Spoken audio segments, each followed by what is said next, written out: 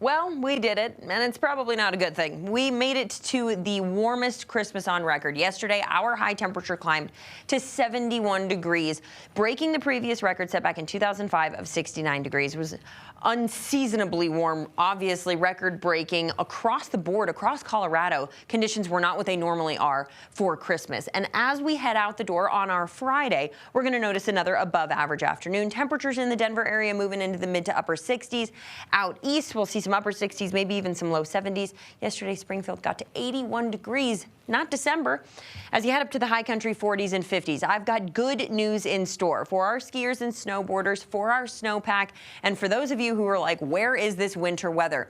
Changes are on the way. Now, the West Coast has been dealing with an atmospheric river that has brought a lot of rain, a lot of snow to that region. We are finally going to see some Pacific moisture move into Colorado heading into the weekend. For Friday, a lot of us are going to stay dry.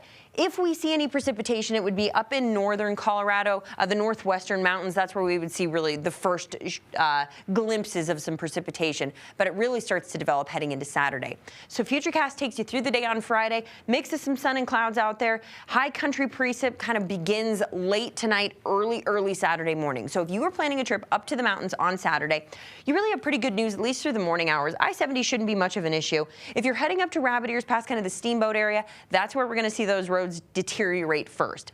Through the day Saturday, that snow is going to become more widespread, and it will hit most, if not all, of our mountain areas going through the weekend, with some picking up a little more snow than others. But the good news across the board is that we are going to see some snow in the high country. So this is Sunday early morning, about 12:45. Then we see that cold front bring us an upslope flow here in the Denver area, and that snow starts to fall for us here in Denver. Continues through the day on Sunday before gradually clearing out late Sunday night. In the high country, we do have some weather alerts. We've got winter weather advisories. We're talking about 6 to maybe 12 inches of snow for the Front Range, kind of Vail Pass west. That's where we're anticipating the most snow, with the highest elevations picking up around a foot. As you move toward the Rabbit Ears Pass area, Steamboat anticipating the most snow. We're looking at 8 to 18 inches of snow possible in these winter storm warning and winter storm watch zones. We are also anticipating gusty winds, so some blowing snow possible. Your winds could gust up to 55 miles per hour, and these go in or remain in place through Sunday morning. I do want to show you snow forecast across the state.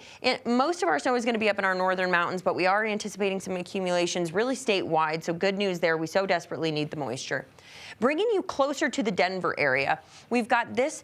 This takes us into Saturday, so we're looking at Saturday night about 9 p.m. That's where we're going to maybe see the potential for a little rain-snow mix. That cold front comes through, dramatically drops off our temperatures, and rain turns over to snow. And that begins to fall for us Sunday morning, continues throughout the day on Sunday before clearing north to south on Sunday night. As far as your snow totals in the Denver area are concerned, we're looking at about 1 to 3 on average. Northern Colorado not anticipating as much snow. You start to head into the heart of the metro, that's where kind of that 1 to 3 inch range goes. West of I-25 into the foothills, a little bit more, maybe 4 or 5. Some places could even see as much as 6 inches of snow.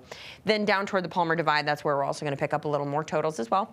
Out east, not quite as high, so Denver south is where the bulk of our snow is going to be, and then of course as you head up in elevation.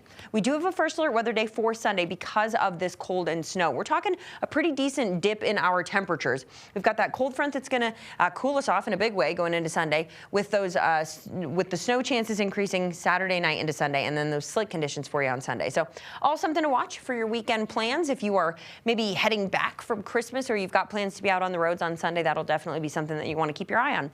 29 degrees on Sunday. I feel pretty cool.